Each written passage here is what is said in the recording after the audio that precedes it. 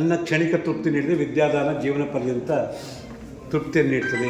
ಇದು ಸುಭಾಷಿತ ಆ ಕಾಲದಲ್ಲಿ ಹೇಳಿದೆ. ಆದರೆ ಇಂದಿನ ಕಾಲದಲ್ಲಿ ಇವೆಲ್ಲವಕ್ಕಿಂತ ಮುಖ್ಯವಾಗಿರ್ತಕ್ಕಂಥದ್ದು ರಕ್ತದಾನ ಹಾಗೂ ದೇಹದ ಅಂಗಾಂಗ ದಾನ. ಕಳೆದ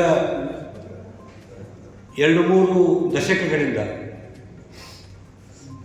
ವೈದ್ಯಕೀಯ ವಿಜ್ಞಾನದಲ್ಲಿ ಅನೇಕ ಆವಿಷ್ಕಾರಗಳಾಗಿ ವಿವಿಧ ಅಂಗಾಂಗ ದಾನ ಮಾಡ್ತಕ್ಕಂಥ ಒಂದು ಪ್ರಕ್ರಿಯೆ ಪ್ರಾರಂಭವಾಗಿ ಏನು ಅಂಗಾಂಗಗಳ ನ್ಯೂನ್ಯತೆಯಿಂದ ಬಳತಕ್ಕಂಥ ಜನರಿಗೆ ಅದರ ಲಾಭವನ್ನು ಕೊಡ್ತಕ್ಕಂಥ ಬೆಳವಣಿಗೆಗಳು ವೈದ್ಯಕೀಯ ವಿಜ್ಞಾನದಿಂದ ಆಗಿದೆ. ಆದರೆ ಈಗಾಗಲೇ ಶರೀರದ ಆರೋಗ್ಯ ಎಷ್ಟು ಮುಖ್ಯ ಅಂತಕ್ಕಂಥದ್ದನ್ನು ಈಗಾಗಲೇ ತಮಗೆಲ್ಲ ಹೇಳಿದ್ದಾರೆ. ನಮ್ಮ ಜನ್ಮದ ಮುಖ್ಯ ಉದ್ದೇಶ ನಾವು ಆಧ್ಯಾತ್ಮಿಕ ದೃಷ್ಟಿಯಿಂದ ನೋಡಿದಾದರೆ ಧರ್ಮಾರ್ಥ ಕಾಮ ಮೋಕ್ಷಾಣ ಆರೋಗ್ಯ ಮೂಲ ಉತ್ತಮ. ಚತುರ್ವಿಧ ಪುರುಷಾರ್ಥಗಳ ಸಾಧನೆ ಅಂದರೆ ಧರ್ಮ ಅರ್ಥ ಕಾಮ ಮೋಕ್ಷಗಳ ಸಾಧನೆ ಆಗಬೇಕಾತಂದರೆ ಆರೋಗ್ಯ ಇರಬೇಕು. ಶರೀರದಲ್ಲಿರ್ತಕ್ಕಂಥ ಎಲ್ಲ ಅಂಗಾಂಗಗಳು ವೈದ್ಯರಿಗೆ ಅಷ್ಟೇ ಮುಖ್ಯ ಆಗಿರ್ತದೆ. ಆದರೆ ಅದರಲ್ಲಿ ನೇತ್ರ ಬಹಳ ಮುಖ್ಯವಾಗಿರ್ತಕ್ಕಂಥ ಒಂದು ಅವಯವ. ಪಂಚೇಂದ್ರಿಯಾಣ ನೇನಂ ಪ್ರಧಾನಂ ಅಂತ ಈಗಾಗಲೇ ನಿರೂಪಕರು ಹೇಳಿದ್ದಾರೆ. ಸಾಮಾನ್ಯವಾಗಿ ವಯಸ್ಸಾದ ಮೇಲೆ ಎಲ್ಲರಿಗೂ ಒಂದು ಕ್ಯಾಟ್ರಾಕ್ಟ್ ಅಂತ ದೃಷ್ಟಿ ಬರ್ತದೆ. ಅದನ್ನು ನಿವಾರಣೆ ಮಾಡಬೇಕಾತಂದರೆ ಶಸ್ತ್ರಚಿಕಿತ್ಸೆಯಿಂದ ಆಗ್ತದೆ. ಅನೇಕ ವೈದ್ಯಕೀಯ ಶಿಬಿರಗಳನ್ನು ನಾವು ಆಯೋಜನೆ ಮಾಡ್ತೇವೆ. ಅಲ್ಲಿ ರೋಗಗಳ ಪರೀಕ್ಷೆ ಮಾಡ್ತೇವೆ, ಚಿಕಿತ್ಸೆ ನೀಡ್ತೇವೆ. ಆದರೆ ಶಿಬಿರಗಳಲ್ಲಿ ಶಸ್ತ್ರಚಿಕಿತ್ಸೆ ಮಾಡ್ತಕ್ಕಂಥದ್ದು ಬಹಳ ಸೂಕ್ಷ್ಮವಾಗಿರ್ತಕ್ಕಂಥ ವಿಚಾರ. ಅದರಲ್ಲಿಯೂ ನೇತ್ರದಂತಹ ಅತ್ಯಂತ ಸೂಕ್ಷ್ಮ ಅವಯವದ ಶಸ್ತ್ರಚಿಕಿತ್ಸೆ ಮಾಡಬೇಕಾತಂದರೆ ಅದು ತುಂಬ ಆ ಒಂದು ವೈದ್ಯ ಅದರಲ್ಲಿ ಅತ್ಯಂತ ಪರಿಣಿತಿಯನ್ನು ಪಡೆದಿರಬೇಕಷ್ಟೇ ಇರದೆ ಆ ಒಂದು ಕಮಿಟ್ಮೆಂಟ್ ಆ ಒಂದು ವೈದ್ಯನಲ್ಲಿ ಇರಬೇಕಾಗ್ತದೆ.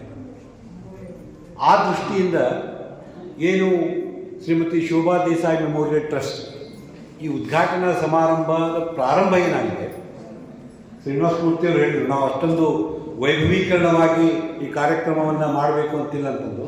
ಆದರೆ 25 ಜನರಿಗೆ ಶ್ರೀಯುತ ಕಾಕಂಡಿ ವೈದ್ಯರು ಏನು ಶಸ್ತ್ರಚಿಕಿತ್ಸೆ ಮಾಡಿದರೆ ಇದಕ್ಕಿಂತ ವೈಭವೀಕೃತವಾಗಿ ಯಾವುದೇ ಮೆಮೋರಿ ಟ್ರಸ್ಟ್ ಉದ್ಘಾಟನೆ ಆಗಲಿಕ್ಕೆ ಸಾಧ್ಯ ಇಲ್ಲ. ಆದ್ದರಿಂದ ಇದೊಂದು ಸುಸ್ಥಿರವಾಗಿರ್ತಕ್ಕಂತಹ ಕಾರ್ಯ. ಶ್ರೀಮತಿ ಶೋಭಾ ದೇಸಾಯಿ ಅವರನ್ನು ನಾನು ಅತ್ಯಂತ ಚಿಕ್ಕ ವಯಸ್ಸಿನಿಂದ ಅವರು ಬಲ್ಲೆ.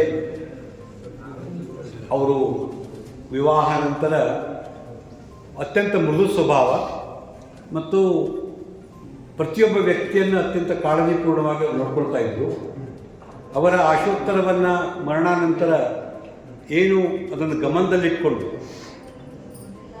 ಅವರ ನಿಧನಾನಂತರ 1 ವರ್ಷದ ಮುಗಿಯುವಂತಹ ಈ ಒಂದು ಸಂದರ್ಭದಲ್ಲಿ ಈ ಶ್ರೀಮತಿ ಶೋಭಾ ದೇಸಾಯಿ ಮೆಮೋರಿಯಲ್ ಟ್ರಸ್ಟನ್ನು ಪ್ರಾರಂಭ ಮಾಡಿ ಅದರಿಂದ ನಮ್ಮ ಉದ್ಘಾಟಕರಾಗಿರ್ತಕ್ಕಂಥ ಶ್ರೀ ದೊಡ್ಡಗೌಡ ಪಾಟೀಲ್ ಅವರು ಹೇಳಿದ ಹಾಗೆ ವ್ಯಕ್ತಿ ಮರಣಾನಂತರೂ ಕೂಡ ನೆನಪಿಡುವಂತಹ ಕಾರ್ಯಕ್ರಮಗಳನ್ನು ಅವರ ಹೆಸರಿನಲ್ಲಿ ಮಾಡಿದರೆ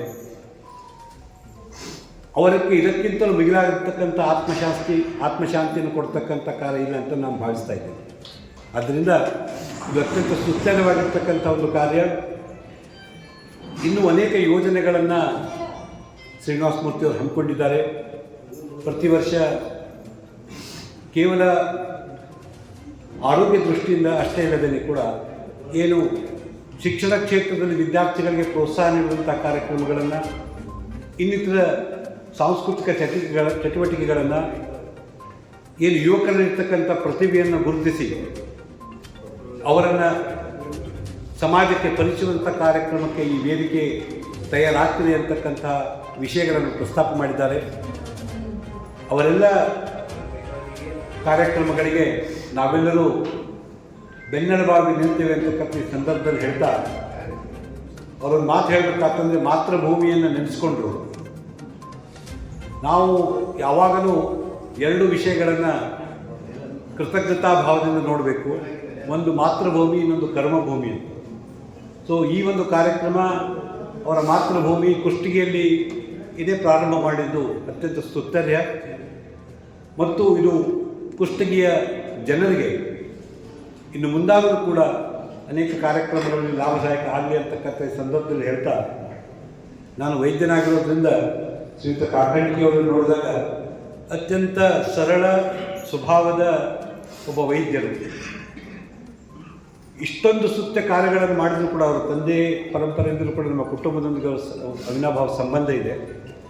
ಹಿ ಈಸ್ ಡೌನ್ ಟು ಅರ್ತ್. ಸಾಮಾನ್ಯವಾಗಿ ಅಂತಹ ಸರಳ ವೈದ್ಯರು ಸಿಗೋದು ಸಮಾಜದಲ್ಲಿ ಕಡಿಮೆ. ವ್ಯಕ್ತಿಗಳೊಂದಿಗೆ ಸರಳವಾಗಿ ಹೊಂದ್ಕೊಂಡು ಹೋಗ್ಬಿಟ್ಟು ರೋಗಿಗಳೊಂದಿಗೆ ಮಾತನಾಡ್ತಾ, ನಾವು ಅವರಿಗೆ ಸರ್ಟಿಫಿಕೇಟ್ ಕೊಡುವಾಗಲೂ ಕೂಡ ಒಬ್ಬೊಬ್ಬ ರೋಗಿಯನ್ನು ಕರೆದು ಅವರೊಂದಿಗೆ ಎಷ್ಟು ಆತ್ಮೀಯವಾಗಿ ಹೊಂದ್ಕೊಂಡು ಹೋಗ್ತಕ್ಕಂಥ ವೈದ್ಯರು ಸಿಗ್ತಕ್ಕಂಥ ಅತ್ಯಂತ ವಿರಳ. ಅವರು ಪ್ರಾರಂಭಿಕ ಕಾರ್ಯಕ್ಷೇತ್ರ ಇರಕಲಾದರೂ ಕೂಡ ಕುಷ್ಟಗಿಗೆ ಆಗಮಿಸಿ ಇಲ್ಲಿಯ ರೋಗಿಗಳು ಕೂಡ ಸಹಾಯ ನೀಡ್ತಾ ಇದ್ದಾರೆ. ಇದು ನಮ್ಮೆಲ್ಲರ ಸೌಭಾಗ್ಯದ ಈ ಸಂದರ್ಭದಲ್ಲಿ ತಿಳಿಕೊಳ್ತೇನೆ. ತಮ್ಮಿಂದ ಇನ್ನೂ ಸಾಮಾಜಿಕ ಕಾರ್ಯಗಳಾಗಲಿ ಅಂತಂದು ಆ ಭಗವಾನ್ ಧನ್ವಂತರನ್ನು ಪ್ರಾರ್ಥಿಸುತ್ತಾ ಈ ಸಮಾರಂಭದಲ್ಲಿ ಭಾಗವಹಿಸಿ ನನ್ನ ಅನಿಸಿಕೆಗಳನ್ನು ಹಂಚಿಕೊಳ್ಳಿಕ್ಕೆ ಅನುವು ಮಾಡಿಕೊಟ್ಟಂತಹ ಶ್ರೀಯುತ ಶ್ರೀನಿವಾಸ ಮೂರ್ತಿ ಕುಟುಂಬದವರಿಗೂ ತಮಗೆಲ್ಲರಿಗೂ ವಂದನೆಗಳನ್ನು ಸಲ್ಲಿಸ್ತಾ ನನ್ನ ಮಾತಿಗೆ ವಿರಾಮ ಹೇಳ್ತೀನಿ. ಧನ್ಯವಾದ.